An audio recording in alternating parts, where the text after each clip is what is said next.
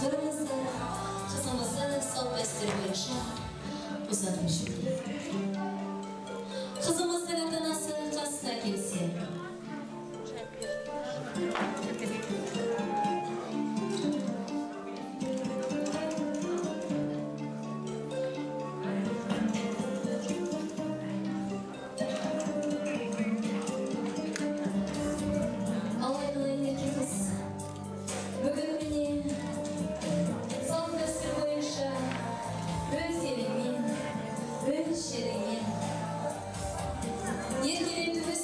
Жеңгелерімен, анашымен, әркешіңмен, құрбы құрдастарымен қоштасатын сыңсыңы болсын. Қыз кие, қыз қонақ, қыз жар жыртық дейді қазақ халқы.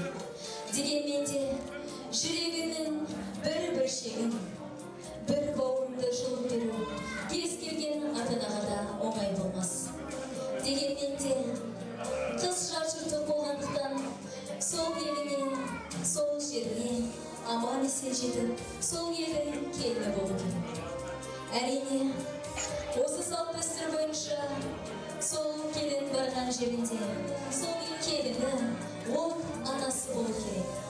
Сондықтан да міне өзінің алдындағы апаларының, жеңгелерінің көрсеткен үлгі-өнегесін есіңе сақтап, сол барған шаңырағыңды мәңгі бақытты қылғайсың.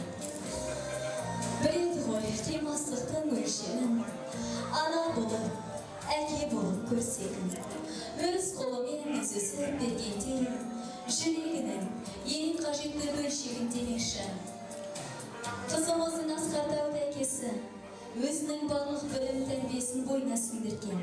Тұмсықтыға шоқтырмай, қанаттыға қақтырмай, айылап өсірген қызыңыздың маңдайынан иіскеп қоштасуыңызды сұраймыз.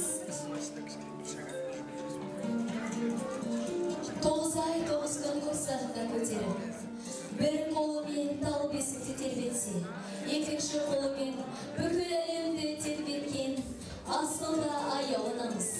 Қазақта қызды қырғеден түйір деген бар. Сол барлық ырым түйіндарды бойына сіңдірген асылда аяулынасы өзінің еркетай қызының маңдайынан иіскеп қоштасуына рұқсат береді. Ал айналайын ерке қыз, салт дәстүр бойынша анаңның сен қабыл ал. Көрінер кісем сұлу меруілбен, қыз өседі ананың құшағымен. Әшекей көз тартады қашандағы жасалған адам қолы кереметпен де. Қызымыздың барған жерінде қандай іс бастаса да, қандай бұйым жасаса да, берекелі де мерекелі болсын деп, қызына анасы білезік тақты ағайын. Ал айналайын ерке қыз, қатарының алды болма, көзде, арты болма, сөзде. Ортасында осы әшекей сияқты жатқырап қол көріп жүреді. Бұл әшекейде моншақтар өте көп. Сол моншақтар секілді перзенттері көп болсын айналайын. Мінеке анамыз да өзінің жыр-жыралысын жасап, қызымызға өзінің сыйын табыстады. Ендеше осы барған жерінде, сол барған шаңырағына тастай батып судайсың. Сол барған шаңырақта анаңдай адам келін боланы. Ұзатылып бара жатқан қызға анасы сәукеле кигізген. Осы алтынмен апталған, күміспен көптелген сәукелемен барған жерінде бағашысын деп анасы сәукеле кигізген жатырағайын. Мінеке қызымыздың сәукелесі барын алтынмен апталған, күміспен көптелген, яғни қызымыздың тектілігі өте мықты екенін көрсетеді ағайын. Ендеше қызымыздың жолы әрдайым ашық болсын деп, сол кісілердің жасын, өмірін, бақытын берсін деп, ауылымыздың қария сақалы Болат атамыздан ақ батасын алайық. Мен десем бізге, берейін батаны сізге. Әуелі Құдай жазай бер Evvel Құдай түзей бер, түзей берсең үзбей бер. Айнагүл жаным, саған ақ жол тілейміз, бақытты бол. Аумин, Аллаху акбар. Осы тойда тыңған барша жақсы тілектер періштенің құлағынан шалынсын. Ал қызымыздың анасы. Қызыңыз сол батыран шаңғарында сіз сияқты бір елдің анасы болсын. Бір елдің от анасы болсын деп, сізге ырымдар мінекей шын ошағын алып келдік. Осы қызыңыздың шамшырағын жағып беріңіз. Балалар бақытты болсын. Осы келген көпшіліктің барлығының жолын беріп, тек қана жақсылық болсын.